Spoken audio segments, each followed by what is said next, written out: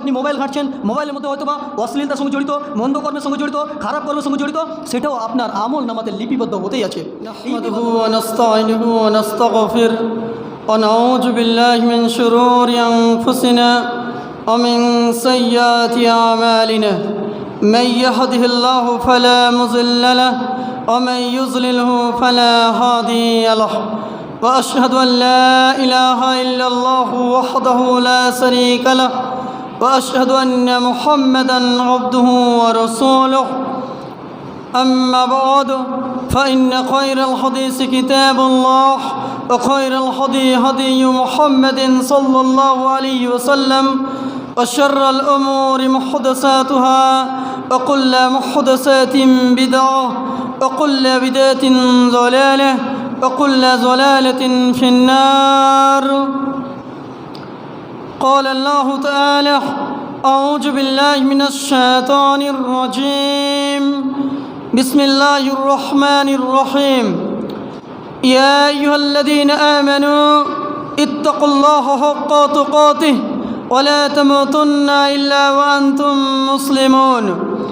يا أيها الناس اتقوا ربكم الذي خلقكم من نفس واحدة وخلق منها زوجها وبث منهما رجالا كثيرا ونساء واتقوا الله الذي تساءلون به والأرحام إن الله كان عليكم رقيبا.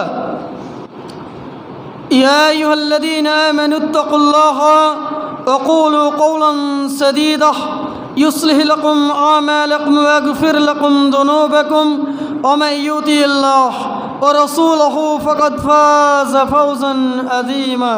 أعوذ بالله من الشيطان الرجيم. بسم الله الرحمن الرحيم. وأقيم الصلاة إن الصلاة تنهى عن الفحشاء والمنكر. عن ابن عمر رضي الله تعالى عنهما قال: قال رسول الله صلى الله عليه وسلم: بني الإسلام على خمس: شهادة الله إله إلا الله وأن محمد رسول الله وإقام الصلاة وإيتاء الزكاة والحج وصوم رمضان. وقال النبي صلى الله عليه وسلم قال: من آمن بالله ورسوله وأقام الصلاة وأتى الزكاة والحج وصوم رمضان كان حقا على الله أن يدخله الجنة. رب اشرح لي صدري ويسر لي أمري واحلل عقدة من لساني يفقهوا قولي. শ্রদ্ধেয় সম্মানীয় উপস্থিত আমার দিনী ভাই সকল বাবাজিগণ এবং উপস্থিত এই মসজিদের ইমাম সাহেব, আল্লাহ রাব্বুল ইজ্জতের দয়া, শান্তি, রহমত এবং বরকত বিবর্ষিত হোক আপনাদের সকলের উপর, আল্লাহুম্মা আমিন। সমস্ত তারিফ, গুণগান, গুণকীর্তন, প্রশংসা মাত্র সেই মহান আল্লাহ রাব্বুল ইজ্জতের জন্য, যিনি আমাদের স্রষ্টা, যিনি আমাদেরকে সৃষ্টি করেছেন। অপরদিকে শুধুমাত্র তাই নয়, এই বিশ্বজগতের মধ্যে যতগুলো আল্লাহ রাব্বুল ইজ্জতের সৃষ্টি রয়েছে তার মধ্যে সর্বোত্তম, সর্বোৎকৃষ্ট, সর্বওয়াল, আশরাফুল মখলুকাত হিসাবে সৃষ্টি করেছেন। অপরদিকে শুধুমাত্র তাই নয়, এই বিশ্বজগতের মধ্যে যতগুলো ছড়িয়ে ছিটিয়ে ধর্ম রয়েছে তার মধ্যে একমাত্র গ্রহণযোগ্য দিন, একমাত্র মনোনীত দিন, একমাত্র পছন্দীয় দিন ইসলামের মতো দিন দিয়েছেন, কুরআনের মতো বাণী দিয়েছেন এবং নবী মুহাম্মদ সাল্লাল্লাহু আলাইহি ওয়াসাল্লামের মতো নবীর উম্মতি বানিয়েছেন। সেই মহান আল্লাহ রাব্বুল ইজ্জতের আমরা সকলে সংক্ষিপ্ত প্রশংসা করে থাকি আলহামদুলিল্লাহ। শান্তির ধারা বিবর্ষিত হোক বিগত নবীগণের উপর, বিশেষভাবে নবী মুহাম্মদ সাল্লাল্লাহু আলাইহি ওয়াসাল্লামের উপর, যে মুহাম্মদ সাল্লাল্লাহু আলাইহি ওয়াসাল্লাম দ্বীন ইসলামের প্রচার এবং প্রসারের জন্য অতীবময় কষ্ট, দুঃখ, ব্যথা, বেদনা সহ্য করে গেছেন। সেই মহামানব, মহানবী, বিশ্বনবী, রহমতুল্লিল আলমিন, খতমান নবীন নবী মোহাম্মদ সাল্লাল্লাহু আলাইহি সাল্লামের পর শতকোটি শান্তির ধারা বিবর্ষিত হোক। আল্লাহুম্মা আমিন। আল্লাহুম্মা সাল্লি আলাইহি, আল্লাহুম্মা বারিক আলাইহি। সুপ্রিয় দিনী ভাই সকল, আজকে যে বিষয়টি নিয়ে আলোচনা করার ইচ্ছে রেখেছি সে বিষয়টি হচ্ছে এমন একটি বিষয় যে বিষয়টি আমরা অনেকে আলেম ওলামা, আলেমবর্গ, ওলামাবর্গদের কাছে আমরা খুতবার মাধ্যমে, জালসার মাধ্যমে অনেক ক্ষেত্রে শুনে থাকি, অনেক ক্ষেত্রে এই বিষয়গুলো আমরা জেনে থাকি। যেহেতু আজকে যে বিষয়টি নিয়ে আলোচনা করব সে বিষয়টি হচ্ছে নামাজ কিংবা সলাত। আমরা আজকে যদি আমরা একটু লক্ষ্য করি যে দেখেন আল্লাহ রাব্বুল ইজ্জতের এটা বিধান যে আপনি যে কর্ম করছেন, আমি যে কর্ম করছি, এই কর্মর বিনিময় আমার হাতে, আপনার হাতে কাল কিয়ামত দিবস আল্লাহ রাব্বুল ইজ্জত দিয়ে দিবেন। এখানে কেউ দ্বিমত করতে আমরা পারি নাই। কেন কি আল্লাহ রাব্বুল ইজ্জত সূরা কাহাফের মধ্যে বলছেন, সূরা নম্বর 18 আয়াত নম্বর 49-এর মধ্যে বলছেন যে আল্লাহ রাব্বুল ইজ্জত কাল কিয়ামত দিবসে যখন মানুষদেরকে তাদের আমল নামা, তাদেরকে একটা বই দিয়ে দিবে, অর্থাৎ আমাদের জীবনের সঙ্গে আমরা যে সময়টাকে অতিবাহিত করছি, যেগুলো আমরা কর্ম করছি, এগুলো এক এক করে লিপিবদ্ধ হতেই আছে, লিপিবদ্ধ হতেই আছে। যদিও সেটা ছোট হোক কিংবা বড় হোক, যতই ছোট হোক না কেন, হয়তোবা আমি আপনি অনুভব করতে পারি না যে এই ব্যক্তির মধ্যে কি চলছে কিংবা কি করছে, তার দিলের মধ্যে কি অতিবাহিত হয়েছে, তার দিলের মধ্যে কি সঞ্চারিত হয়েছে, আমার আপনার বিবেক সেখানে কাজ করতে পারে নাই। কিন্তু আল্লাহ রাব্বুল ইজ্জত কাল কিয়ামত দিবসে যখন তার আমল নামা দিয়ে দেওয়া হবে, তখন তারা আফসোস করে বলবে, হায় আফসোস, হায় আফসোস, আমাকে যে বইটা দেওয়া হয়েছে এটা একটা আশ্চর্য বই, যে বইয়ের মধ্যে আমি যে ছোট ছোট কর্মগুলো করেছি, যে কর্মগুলো আমি ভাবতেই পারি না, সেটাও লিপিবদ্ধ রয়েছে। এবং বড় হোক কিংবা ছোট হোক, যতই ছোট হোক না কেন, অনু পরিণাম সমান অনু, মানে যেটা আমরা সায়েন্সের ভাষায় জানি যে অণু এবং পরমাণু, যেটা আমরা সাধারণ চোখে আমরা দেখতে পাই নাই, যখন আমরা মাইক্রোস্কোপ দিয়ে দেখব, একটা মেশিন, সূক্ষ্মদর্শী যে মেশিনটা রয়েছে, যারা 8 ক্লাস, আপনার 9-10 ক্লাসে যাদের বাচ্চারা পড়ালেখা করে তারা অবশ্যই এই বিষয়ে জানবে যে সূক্ষ্ম জীব এবং সূক্ষ্মদর্শী মানে এমন একটা জীব, যে জীবটাকে মানুষ অনুধাবন করতে পারে নাই, সাধারণ চোখে দেখতে পারে নাই। তবে দেখার জন্য আমাকে আপনাকে কি করতে হবে, একটা মেশিন নিতে হবে। সেই মেশিনটার নাম হচ্ছে মাইক্রোস্কোপ কিংবা সূক্ষ্মদর্শী, মানে যে আপনার ছোট থেকে ছোট বস্তুকে যখন আপনি সেখানে লাগাবেন, তার মাত্রাটাকে, সেটাকে বড় করে দেখানো হবে। যে তোমার বলার উদ্দেশ্য, দেখেন আমার সুপ্রিয় দিনী ভাই সকল, যে দেখেন আমাদের যখন চোখ খারাপ হয়ে যায়, আমাদের চোখের যখন সমস্যা হয়, তখন আমরা ডক্টরের কাছে যাই, পাওয়ারওয়ালা চশমা নিই, এবং সেই পাওয়ারের মাধ্যমে আমরা ছোট ছোট জিনিসকে একটা ভালোভাবে, সুন্দরভাবে, স্পষ্টভাবে দেখতে পাই। সেই মতো আল্লাহ রাব্বুল ইজ্জত কাল কিয়ামত দিবসে সূরা কাহাফ সূরা নম্বর 18 আয়াত নম্বর 49-এর মধ্যে আল্লাহ রাব্বুল ইজ্জত যখন আমাকে আপনাকে আমল নামা দিয়ে দিবে, একটা বই দিয়ে দিবে, তখন মানুষরা আফসোস করে বলবে, হায় আফসোস, আমাকে একটা আশ্চর্য বই দেওয়া হলো, যে বইয়ের মধ্যে আমার কর্মজীবনে, আমার কর্মসূচিতে ছোট থেকে ছোট বস্তু এবং বড় থেকে বড় বস্তুর মধ্যে কোনো জিনিসই ছাড়া হয়নি। যে তোমার বলার উদ্দেশ্য, আপনি যে সকাল থেকে সন্ধ্যা পর্যন্ত দিন আপনার পুরা দিন, সকাল থেকে সন্ধ্যা, রাত্রি পর্যন্ত হয়তোবা আপনি মোবাইল ঘাঁটছেন, মোবাইলের মধ্যে হয়তোবা অশ্লীলতার সঙ্গে জড়িত, মন্দ কর্মের সঙ্গে জড়িত, খারাপ কর্মের সঙ্গে জড়িত, সেটাও আপনার আমল নামাতে লিপিবদ্ধ হতেই আছে, লিপিবদ্ধ হতে আছে। সুপ্রিয় দিনী ভাই সকল, আপনার জীবনের মধ্যে যদিও সেটা অসৎ আমল হোক, সৎ আমল হোক, ভালো কর্ম হোক, খারাপ কর্ম হোক, কিংবা এমন একটা কর্ম যেটা হয়তোবা আপনার পার্শ্ববর্তী সেটা অনুধাবন করতে পারে নাই, হয়তোবা আপনার দিলের মধ্যে সেটা সঞ্চারিত হয়েছে, সেটা প্রবাহিত হয়েছে, সেই জিনিসটাও আপনার আমার আমল নামাতে লিপিবদ্ধ হতে আছে। আপনি বলুন তো, আপনি যদি শুধুমাত্র এই আয়াতটাকে নিয়ে ভাববেন, এই আয়াতটাকে নিয়ে কোনো সময় চিন্তা করবেন যে আল্লাহ রাব্বুল ইজ্জত আমাদেরকে ফেরেশতা মণ্ডলীর মাধ্যমে আমি যে কর্মগুলো করছি, আপনি যে কর্মগুলো করছেন, আমি যে অন্যায়গুলো করছি, আপনি যে আপনার ভাষার মাধ্যমে, কর্মর মাধ্যমে, চলাফেরার মাধ্যমে আমরা যে ভুল ত্রুটি করছি প্রত্যেকটা জিনিসে লিপিবদ্ধ হতেই আছে। যদি মনে করেন হয়তোবা আপনি ঠান্ডার সময় রাত্রি, অন্ধকার রাত্রি ল্যাপের ভিতরে মনে করেন আপনি মোবাইল চালাচ্ছেন এবং মোবাইলের মধ্যে আপনি অনেক রকম অশ্লীলতা ফিল্ম দেখছেন, কিংবা কোনো কার্টুন দেখছেন, কিংবা কোনো আপনি নাটক দেখছেন, সেটাও আপনার আমল নামাতে লিপিবদ্ধ হতেই আছে। সুপরিচিত ভাই সকল, যে দেখেন আমল করুন আল্লাহর ভয়ে, কর্ম করুন আল্লাহর ভয়ে।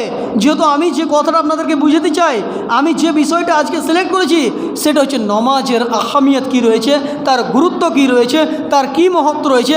আজকে যে আমরা নমাজ থেকে দূরে, আজকে যে আমরা মসজিদ থেকে দূরে, যদি আমরা সত্যিকারী ইসলামকে বুঝতাম, আমরা যদি সত্যিকারী নবী মোহাম্মদ সাল্লাল্লাহু আলাইহি ওয়াসাল্লামের আদর্শকে বুঝতাম, অবশ্যই আমরা বেনামাজি থাকতাম না, আমরা বেনামাজি থাকতাম না। আজকে আমাদের অজ্ঞতার কারণে, আজকে আমাদের লা ইলমের কারণে, ইলম না থাকার কারণে আজকে আমরা নমাজ থেকে দূরে।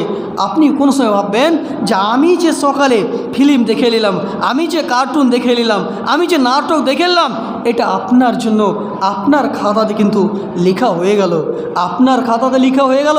আর এর জন্য আমাদের বর্তমান সময়ে যেটা আমরা উদাহরণ দিতে পারি, কিংবা আলেম ওলামা যেটা উদাহরণ দেয়, যখন আপনি ট্রেন্ডি বাজার যাবেন, কিংবা স্টাইল বাজারে যখন প্রবেশ করবেন, কিংবা কোনো বড় বড় দোকানে যখন আপনি প্রবেশ করবেন, সেখানে সিসিটিভি ফুটেজ লাগা থাকে, সেখানে লেখাই থাকে যে আপনি সিসিটিভির আয়ত্তে রয়েছেন। তার কারণ আপনাকে সতর্ক করা হয়েছে, সাবধান করা হয়েছে যে আপনি ভুলবশত আপনি এরকম কোনো কাজ করে না নিয়েন যাতে করে আপনার পরবর্তীতে আপনার ইজ্জতের খনন হয়, আপনার ইজ্জতের কোনো প্রকারের দোষ লাগে। তার কারণে আপনাকে প্রথমেই সতর্ক করতে হয় যে আপনি সিসিটিভির অন্তর্গত রয়েছেন। আপনি তখনই ভেবে নেন যে আমি যদি একটা খাতা চুরি করে নিই, কিংবা একটা কলম চুরি করে নিই, কোনো একটা সামান চুরি করে নিই, কিংবা কোনো একটা পাত্র নিয়ে নিই, কোনো একটা কাপড় নিয়ে নিই, অবশ্যই সিসিটিভিতে সেখানে আপনার রেকর্ড হতে আছে, সেখানে রেকর্ড হতে আছে। আপনাকে ধরা পড়া আপনার নিশ্চিত যে আপনি ধরা পড়বেন, এতে আপনি দ্বিমত করতে পারেন নাই। তার কারণে বড় বড় বিল্ডিংয়ে দেখবেন কোনো প্রকারের আপনার স্টাফ নাই, শুধুমাত্র কাস্টমার যাচ্ছে এবং কাস্টমার নিজে নিজে চয়েস করছে আর এক এক করে সামান ক্রয় করে নিচ্ছে। কিন্তু আল্লাহ রাব্বুল ইজ্জত দেখেন কত মহান দেখেন, যিনি আমাদের রব, যিনি আমাদের হায়াত মতের মালিক, যিনার কাছে আমাকে আপনাকে এক একটা সময়ের, এক একটা মিনিটের, এক একটা ঘন্টার, এক একটা দিনের হিসাব দিতে হবে। কিন্তু তার পূর্বেই আপনি যদি সত্যিকারী কল্যাণময় হতে চান, আপনি যদি সত্যিকারী আল্লাহমুখী হতে চান, আপনি আপনার জীবনটাকে নিয়ে ভাববেন যে আমি যে সকাল থেকে সন্ধ্যা পার করলাম, এই সময় আমি কতটা আমল করলাম, আমি সৎ আমল কতটা করলাম, না মোবাইল দেখে দেখে আমি সময়টাকে পার করলাম, না আমি অশ্লীল কথার মাধ্যমে, না দোকানে আড্ডাবাজি দিয়ে সময়টাকে অতিবাহিত করলাম। সুপ্রিয় ভাই সকল, আমি এতক্ষণ পর্যন্ত আপনাদেরকে এটাই বুঝাতে চাইলাম যে দেখেন আপনার জীবনের মধ্যে আপনি যতগুলোই কর্ম করছেন,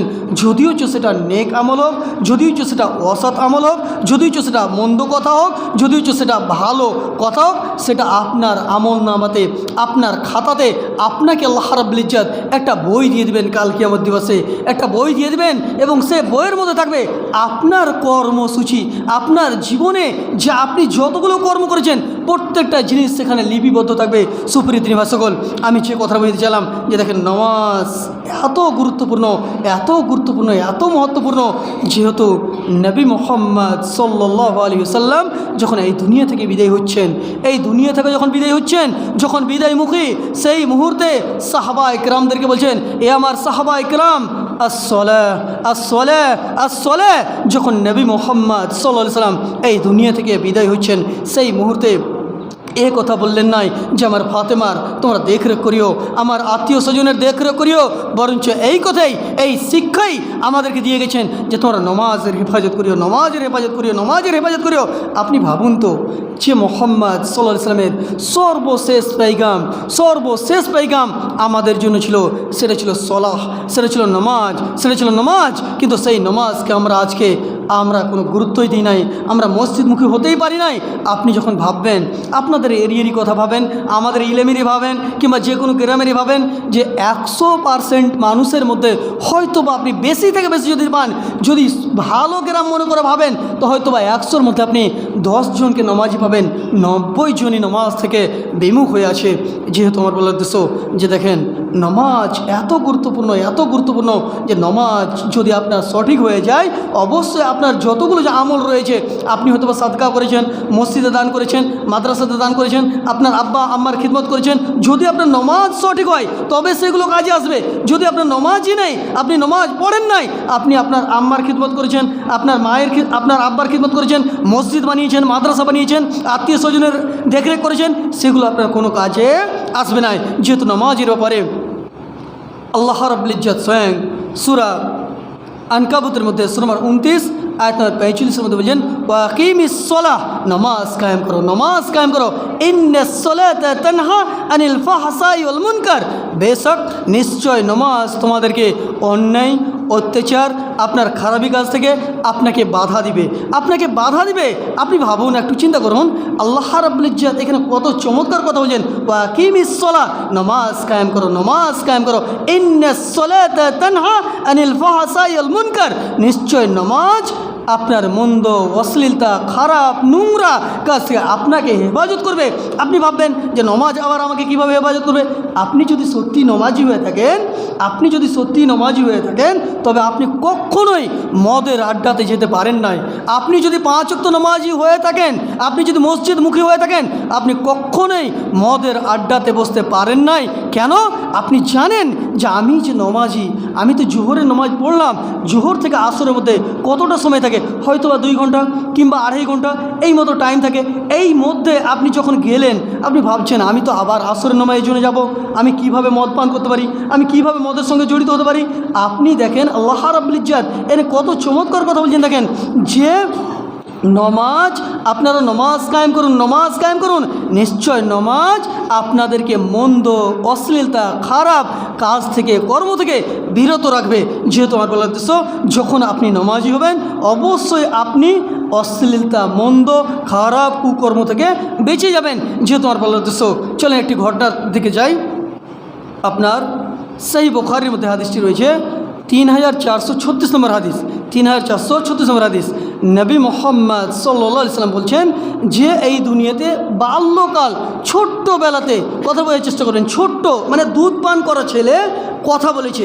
যেমন মনে করেন হয়তো আপনার ছেলে 3 দিনকার 2 দিনকার, সে সময় কথা বলেছে, মানে মোজেজা হিসাবে আল্লাহ রাব্বুল ইজ্জত তিনাদেরকে কথা বলালছেন। কয়জন? 3 জন কিংবা 4 জন, এইভাবে 3 জনের কথা ওখানে উল্লেখিত রয়েছে যে 3 জন ছোট শিশু বাচ্চা, দুধ পান করা বাচ্চা কথা বলেছে। একটা হচ্ছে আপনার ঈসা ইবনে মারিয়াম আলাইহিস সালাতু ওয়াস সালামের পর, মানে ঈসা আলাইহিস সালাতু ওয়াস সালাম যখন জন্মগ্রহণ করলেন, বাপ ব্যতীত সেই মুহূর্তে যখন অনেক রকম অশ্লীলতা, তোহমত তার উপরে, তার আম্মার উপরে লাগানো হলো, তখন আপনার তিনি কথা বলেছিলেন। এবং দ্বিতীয় যেটা আমি বোঝাতে চাইছি যে একজন ইবনে জুরাইজ বলে একজন ব্যক্তি ছিলেন, বনি ইসরায়েলের যুগে ইবনে জুরাইজ নামের একজন ব্যক্তি ছিলেন, খুবই আপনার আবেদ ছিলেন, এবাদত খুবই করতেন, সর্বসময় এবাদতে লেগে থাকতেন, সব সময় বান্দিগি করতে থাকতেন। আল্লাহ রাব্বুল ইজ্জতের এবাদত করার জন্য খাসভাবে উনি একটা বাগানে যে, একটা নিরালা জায়গায় যে একটা এবাদত খানা বানাচ্ছিলেন, একটা এবাদত গাহ বানাচ্ছিলেন, একটা মসজিদ বানাচ্ছিলেন। কথা বোঝার চেষ্টা করবেন, এখানে কয়েকটি শিক্ষা রয়েছে। ইবনে জুরাইজ যখন আপনার বাড়িতে এবাদত করেন নাই, বরঞ্চ একটা বাগানে যে একটা মসজিদ বানাচ্ছিলেন। যেমন মনে করেন হয়তো বা আপনি দেখছেন যখন অনেক রকম সমস্যা রয়েছে বাড়িতে, তখন আপনি মসজিদে চলে এলেন, হয়তো বা একে একে এসে দোয়া করছেন, জিকির করছেন, আজকার করছেন, কিংবা আপনি নামাজ পড়ছেন, কিংবা আল্লাহর কাছে দোয়া করছেন, হাত তুলে নিজের কোনো পরিজনকে আল্লাহর কাছে পেশ করছেন। সেই মতো জুরাইজ নিজের বাড়িতে এবাদত করতেন নাই, বরঞ্চ একটা বাগানে যে মসজিদ বানাচ্ছিলেন। এই ঘটনা হচ্ছে বনি ইসরায়েলের যুগের ঘটনা। কথাটা বোঝার চেষ্টা করেন, এখানে কয়েকটি শিক্ষা রয়েছে যে নমাজ যে আমাদেরকে অশ্লীলতা থেকে বাধা দেয়, অশ্লীলতা থেকে বাঁচায়, এই হাদিসের মধ্যে চমৎকারভাবে এখানে শিক্ষা রয়েছে। যখন আপনার ইবনে জুরাইজ যখন সেখানে এবাদত করতে থাকেন, সেই মুহূর্তে তার আম্মা যখন তার কাছে এলো, আসার পরে বলছে, এই জুরাইজ, হয়তো বা কোনো কথা ছিল, নিজের ছেলের সঙ্গে তো কোনো কথা হতেই পারে, তখন নিজের জুরাইজ তখন সেই সময় নমাজে ব্যস্ত ছিলেন।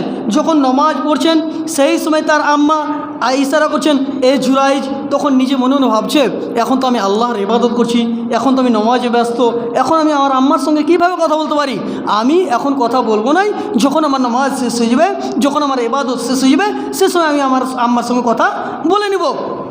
যখন দেখলেন যে তার আম্মা দেখছি যে নমাজ থেকে তো বিরত হচ্ছে না, তখন তার আম্মা সেখান থেকে চলে গেল। তার পরবর্তীতে আরেক দিন এলো, আসার পরে আবার দেখছে এবাদতে ব্যস্ত, আবার ডাক দিচ্ছে এই জুরাইজ। আবার জুরাইজ ভাবছে আমি তো আল্লাহ রাব্বুল ইজ্জতের এবাদতে ব্যস্ত, এখন তো আমি এবাদত করছি, এখন আমি কিভাবে আমার আম্মার সঙ্গে কথা বলতে পারি। তখন জুরাইজ আবার কোনো সাড়া দিল নাই। তখন আবার তার আম্মা সেখান থেকে ফিরে চলে গেল। আবার যখন তৃতীয়বার এলো, আসার পরে দেখছে জুরাইজ আবার এবাদতে, আবার নমাজে ব্যস্ত। সেই সময় তার মায়ের মনে একটা কষ্ট জাগলো, একটা মনের রাগ হয়ে গেল যে আমি যতবার আসছি আমার ছেলেকে দেখছি যে বারবার এবাদতে ব্যস্ত, আমার যে ইচ্ছা, আমার যে কথা সেটা আমি বলতেই পারি না, আমি যে কথাটা বলার জন্য এসেছি সে কথা হয় নাই। তখন তার আম্মা তার জন্য বদদুয়া দিয়ে দিল, বদদুয়া দিয়ে দিল, মানে খারাপ দোয়া দিয়ে দিল। দোয়া কী করলো যে এ আমার প্রতিপালক, এ আমার রব, আমার ছেলেকে জুরাইজকে ততদিন পর্যন্ত মৃত্যু দিও না যতদিন পর্যন্ত একটি অশ্লীল, একটি বস্যা মেয়ের সঙ্গে তার সাক্ষাৎ না হয়ে যায়। অর্থাৎ একটা বস্যা মানে বুঝতে পারছেন যে বস্যা মেয়ে একটা আপনার একটা অশ্লীল, একটা খারাপ মেয়ের সঙ্গে যতক্ষণ পর্যন্ত তার সম্পর্ক না ঘটে যায়, যতক্ষণ পর্যন্ত তার সঙ্গে সম্পর্ক না ঘটে যায় ততদিন পর্যন্ত তাকে মৃত্যু দিও না। এই দোয়া তার মা কিন্তু করে চলে গেল। তার পরবর্তীতে হলো কি আপনার একটি সেই যুগেরই বনি ইসরায়েলের মধ্যে একটি যুবতী মেয়ে, আনম্যারিড, অবিবাহিতা মেয়ে আসার পরে জুরাইজকে বলছে এই জুরাইজ, তুমি আমার সঙ্গে খারাপ কর্ম করো, আমার সঙ্গে কুকর্ম করো, আমার সঙ্গে জেনা করো, আমার সঙ্গে নিজের সম্পর্কটাকে বজায় করো। তখন জুরাইজ বলছে না, আমি আল্লাহকে ভয় করি, আমি তোমার সঙ্গে খারাপ কর্ম করতে পারি নাই। তখন সে মেয়ে কয়েকবার যখন রিকোয়েস্ট করলো, জুরাইজ তো কোনো সাড়া দিল না। তার পরবর্তীতে সে মেয়ে চলে গেলো মাঠের দিকে। মাঠের দিকে যখন গেল তখন দেখছে যে একটি রাখাল, এবং রাখালের সঙ্গে এবার সম্পর্ক করে নিল। সম্পর্ক মানে জেনা করে নিল, নিজে যেমন স্বামী স্ত্রীর মিলন হয় সে মিলন করে নিল। মিলন করার পরে তার পেটে কিন্তু বাচ্চা চলে এলো, ছেলে কিন্তু থেকে গেল।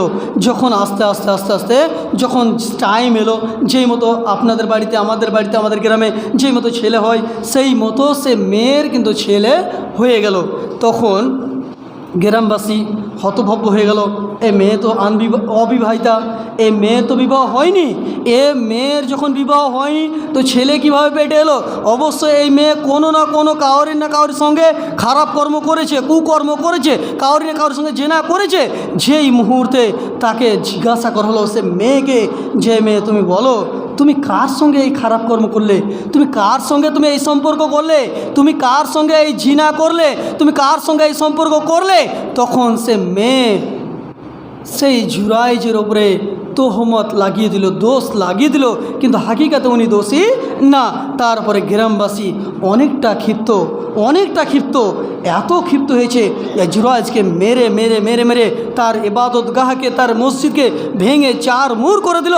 তারপরে জুরাইজ কিছুই বুঝতে পারছে না। তখন জুরাইজ বলছে আমাকে আপনারা বলুন তো আমি এমন কি করেছি যে আমাকে এত বড় আপনারা শাস্তি দিলেন, আমাকে এত মেরে দিলেন, আমি এমন কি অন্যায় করেছি, অত্যাচার করেছি যে আপনারা আমাকে এইভাবে মারলেন? তখন গ্রামবাসী বলল তুমি সে মেয়েটার সঙ্গে খারাপ কর্ম করোনি, তুমি কি সে মেয়েটার সঙ্গে জিনা করোনি, সে মেয়েটার সঙ্গে কি তুমি সম্পর্ক করোনি? তখন সে বলল যে না আমি এই কাজ করিনি। তার পরবর্তীতে সে জুরাইজ বলল আমাকে কিছুটা সময় দেওয়া হোক, আমাকে কিছুটা সময় দেওয়া হোক। জুরাইজ তখন সেই মুহূর্তে তাদেরকে সেখানে রেখে দিয়ে প্রথমত উঁচু করলেন, উঁচু করার পরে আবার সেখানে আপনার উঁচু করার পরে 2 রাকাত নামাজ পড়লেন। নামাজ পড়ার পরে দেখেন আল্লাহ রাব্বুল ইজ্জতের কত বড় বিধান। দেখেন আপনি যদি হকের ওপরে থাকেন, হয়তো বা কিছুক্ষণের জন্য, কিছু দিনের জন্য আপনি কষ্টতে আছেন, কিন্তু হক জাহির হবেই, এটা নিশ্চিত। কিন্তু আল্লাহ রাব্বুল ইজ্জতের প্রতি আমাদেরকে বিশ্বাস রাখতে হবে যে আমার উপরে যে জুলুম করছে, আমার উপরে যে অত্যাচার করছে, হক জাহির হবে এটা নিশ্চিত। হয়তো বা দেরি হতে পারে, 2 দিন, 4 দিন, 5 দিন, 10 দিন হতে পারে, কিন্তু হক প্রকাশিত হবে এটাই নিশ্চিত। যেহেতু যখন সে জুরাইজ উজু বানালো, 2 রাকাত নামাজ পড়লো, আসার পরে সে কোলে নিয়ে আসে সে বাচ্চাকে, দুধ পান করা বাচ্চাকে জিজ্ঞাসা করছে এই বাচ্চা তুমি বলো তোমার আব্বাকে? তখন সেই ছেলে বলছে আপনি আমার আব্বা নন, বরঞ্চ আমার সেই রাখাল আব্বা। আপনি বলুন তো, একটু ভাবুন, একটা ছোট্ট বাচ্চা, দুধ পান করা বাচ্চা কথা বলছে কারা দেশে? আল্লাহ রাব্বুল ইজ্জতের আদেশে, এবং জুরাইজ সেখান থেকে আপনার সে নির্দোষ সাবিত হয়ে গেল। তারপরে সে মেয়েকে যা আপনার শাস্তি দেওয়ার দিল, তারপরে গ্রামবাসী আবার সেই জুরাইজকে বলল যে আপনি কি সোনার যদি আপনি এবাদতগাহ বানাতে চান, আমরা গ্রামবাসী প্রস্তুত আছি আপনার জন্য সোনার আপনার এবাদতগাহ বানিয়ে দেবো। যে আপনি মসজিদ হয়তো বা টাটির বানিয়ে রেখেছিলেন, আমরা আপনার জন্য চমৎকার করে এবাদতগাহ বানিয়ে দেবো। তখন জুরাইজ বলেছিলেন, না, আমি যেভাবে আমার ছিল সেই মতো আমার এবাদতগাহ বানিয়ে দেন। আমার বলার উদ্দেশ্য দেখেন সুপ্রিয় দিনী ভাই সকল, যে নমাজ এমনই একটা ইবাদত, এমনই একটা ইবাদত যে আপনার দিলের মধ্যে শান্তি আসবে, আপনাকে অন্যায় কাজে বাধা দিবে, আপনার যে শারীরিকের মধ্যে যে অনেক রকম হয়তো বা আপনি গান্দা হয়ে আছেন, আপনি 5 ওয়াক্ত উজু করছেন, আপনি ভেবে দেখেন যখন আপনি বিনা উজুতে থাকেন, উজু করেন নাই মনে করেন, হয়তো বা দোকানে বসে আছেন, দোকানে গল্প করছেন, কথাবার্তা বলছেন, যখন আপনি উজু করেন আপনার ব্রেনটা কেমন ফ্রেশ হয় আপনি নিজেই এটা অনুভব করতে পারবেন। এটা আপনি নিজেই অনুভব করতে পারবেন যে আমি যদি নামাজ পড়ি, আমি যদি উজু করি, আমি মসজিদে আসি, অবশ্যই আমার মনটা ফেরত হবে, এটাই নিশ্চিত। যেহেতু আল্লাহ রাব্বুল ইজ্জতের ইবাদতে মানুষের মধ্যে তৃপ্তি আসে, মানুষের দিলের একটা খোরাক মনে করেন। আর এই জন্যই আল্লাহ রসুল সাল্লাল্লাহু আলাইহি ওয়াসাল্লাম বলছেন, একটা উদাহরণ দিয়েছেন, কত চমৎকার উদাহরণ দিয়েছেন।